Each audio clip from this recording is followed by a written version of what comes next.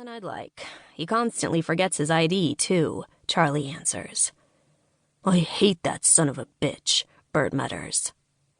Bird is back at the scanning machine that monitors everyone entering the sector. I'm not sure why they think we need this degree of security.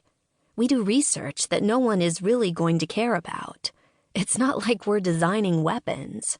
My team is working on new strains of wheat. Whoopee! Prime target for terrorism, I guess, if you're a wheat hater. Is there such a thing? Does anyone really care what we're doing? No matter how seriously I doubt that, the security has now made me 20 minutes late for work. Gershom is going to put me through the ringer. God, he's a douche. Bert and Charlie pass me through, and I run for the elevator. The ride will take another 5 minutes, and then I have to go down the hall to where my team is.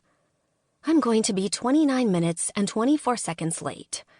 It's just under the 30-minute cutoff, so I don't have a second to spare.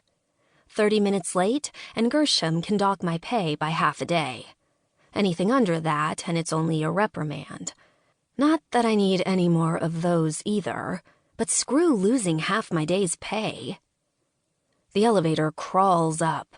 I swear it's moving at half pace. I'm back to dancing from foot to foot as I watch the numbers slowly climb. It reaches the 4th floor, then the doors slowly slide open. I dive out the moment they're wide enough for me to squeeze through, then run down the hall. Thankfully, I wore sneakers today.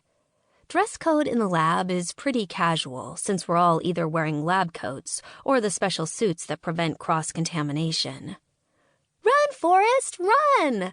a high-pitched voice yells down the hall. I break into a full sprint, seeing my best friend Jolie waving me on and holding the door to the lab open. Jolie is short and super cute. She has a hint of Asian in her genetics that gives her almond eyes and a petite body with an ability to eat anything and everything without worrying about her weight. "Jolie, shut the door!" Gershom's baritone rings out. "Yes, sir," she yells. "I'm doing just that, holding the door," she calls over her shoulder, grinning at me. I skid to a stop with squeaking sneakers just inside the door and hit enter on the time computer. Jolie had my employee ID already punched in and waiting. It's a fudge, but not a flat-out breaking of the rules. It flashes clocked in just before the time changes. I made it. I'm panting heavily and leaning over when Jolie grabs me in a tight hug.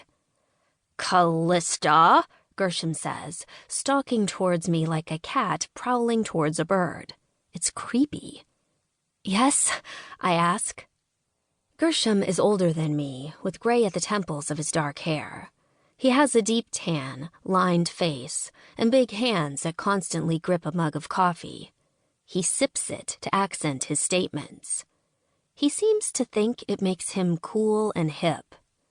The suspenders he wears kill any hip or cool. He's our supervisor, but he's not a scientist like the rest of us. I think this makes him insecure and is part of the reason he likes to enforce his authority. "You're late," he says, sipping his coffee. "Yeah, sorry about that. Problem at security." "I see." Sip. "Well, we have rules around here." Sip. "Yes, sir," I say. "Rules that are made to be followed." Sip. "Perhaps you were out too late last night?" "No, sir," I say. I think he's hitting on me, which makes me even more uncomfortable than Chamberlain downstairs. He's constantly making remarks or inquiries about what I did the night before. It's not something he does with the others. "I see." Sip. "Well, that's too bad." Sip. "Then you'd have a reason, wouldn't you?" Sip. "I suppose so, sir." "Well, half a day's pay." Sip. "I was within the time limit, sir," I reply. His eyes widen, and he turns to the time computer. He punches in his security code and reviews the logs. When he